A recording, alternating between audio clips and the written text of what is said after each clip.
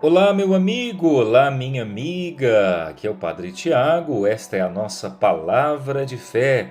Segunda-feira, dia 12 de janeiro, estamos iniciando a primeira semana do tempo comum, tempo da ação evangelizadora, tempo da proclamação da palavra.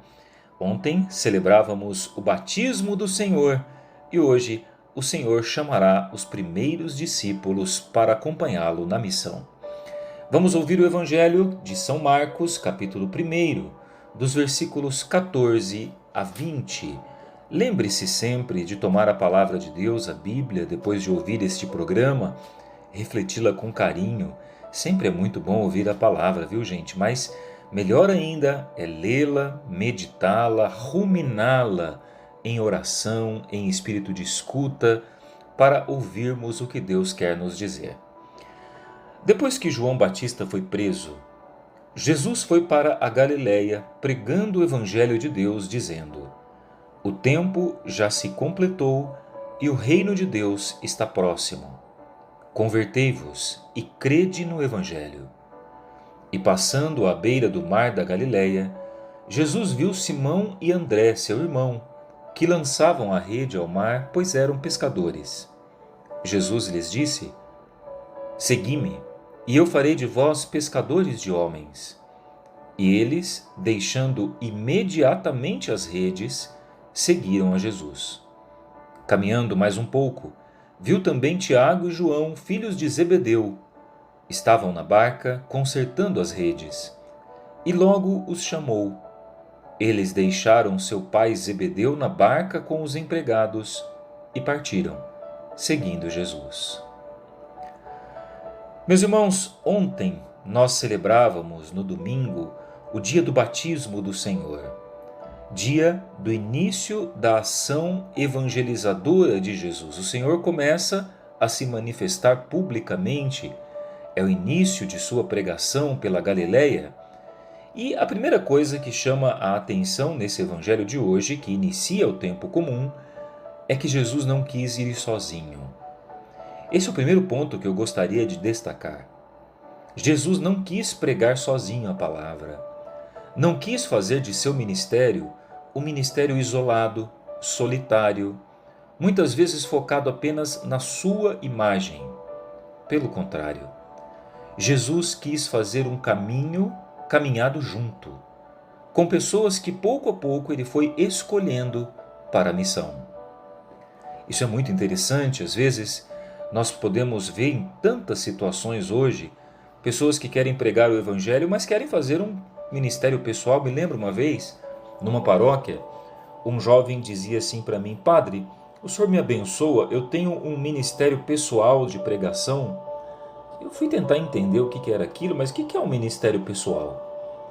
E ele dizia: não, eu tenho uma página na internet onde eu faço as minhas pregações, eu gravo as minhas pregações, faço uma evangelização, tal. E eu fui perguntar: mas você participa de alguma comunidade? Você frequenta alguma paróquia? Não, padre, nenhuma paróquia me serve, eu gosto de caminhar num ministério meu pessoal. E eu falei: meu filho, isso não tem nada a ver com a pregação da igreja, muito menos com o discipulado que Jesus espera de nós.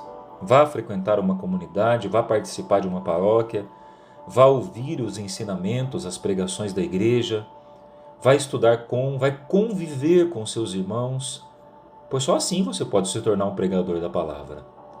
Na igreja não existe ministério pessoal.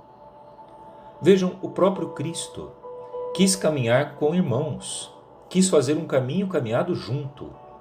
Sozinhos, muitas vezes nós corremos o risco de promovermos a nós mesmos e não ao Evangelho.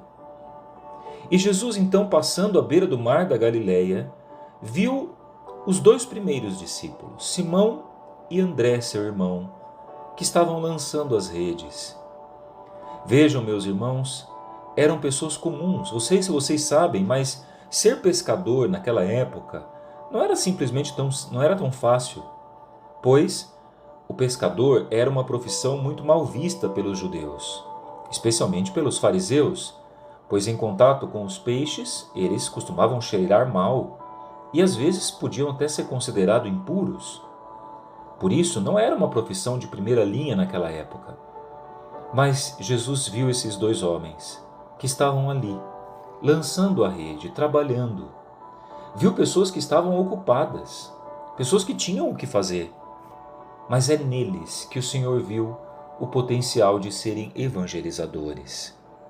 E diz a palavra que o Senhor os chamou para segui-lo, para que ele os fizesse pescadores de homens.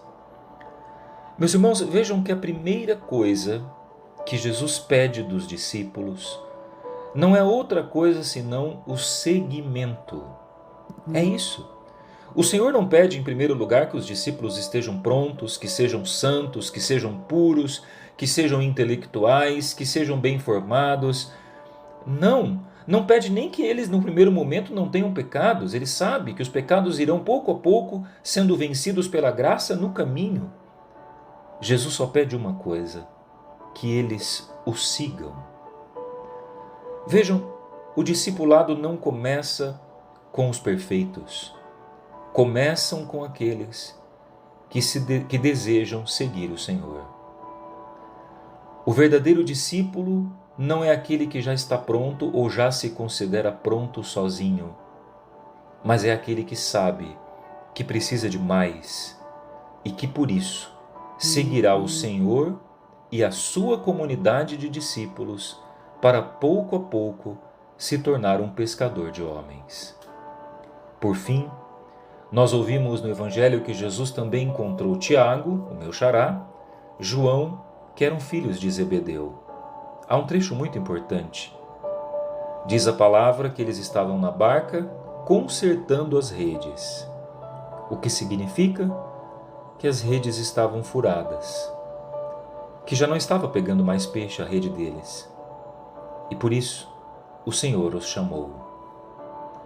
Meu irmão, talvez você que está ouvindo esse áudio também esteja com a sua rede furada. Talvez situações que você tem vivido na sua vida já não estão mais produzindo a mesma alegria que antes. Pode ser que no seu trabalho, pode ser que em lugares que você frequenta, você já não encontra mais o sentido que você encontrava antes. Deixa eu só te dizer uma coisa. Dê uma chance para aquele que sabe o tamanho do buraco da sua rede. Dê uma chance para aquele que te chama pelo nome.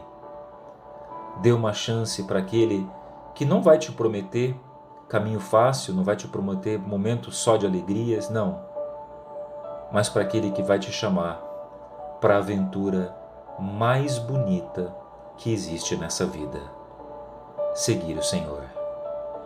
Eu te espero para caminharmos juntos. Deus abençoe nessa sua segunda-feira, em nome do Pai, e do Filho, e do Espírito Santo. Amém. Se você gostou, compartilha com seu irmão. Até a próxima.